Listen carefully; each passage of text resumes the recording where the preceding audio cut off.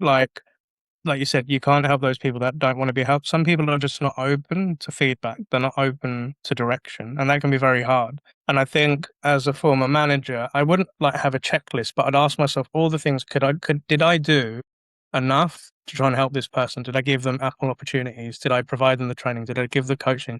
Did I give it all of that? And if it still hasn't come into fruition, then I think this is where I'd think more like SEO on business mode. If it's not generating revenue for my business, it needs to be cut because it just then becomes a very expensive problem to manage, Yeah. right?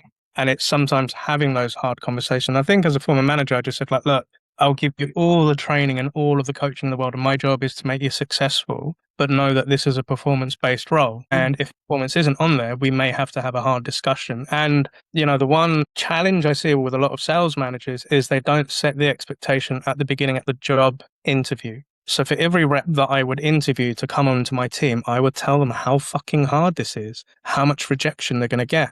There are going to be days where things are dipping, but this is why we have the activity to keep the performance and to keep going. And if it does drop, we may be having a hard conversation. So, when it comes to potential PIP conversations, I've already set the expectation and we know why we're here. And it's also the beginning of the PIP. I'd say like, this is going to go two ways. One, we get back on track, we move forward and we move on from this. Or if we don't, then, we're going to have a hard conversation potentially with HR and termination. That's how it could go.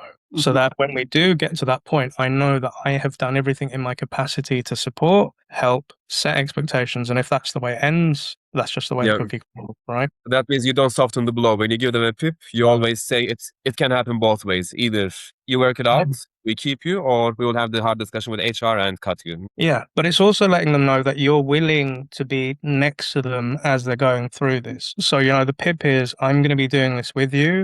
I'm going to be having check-ins on each week.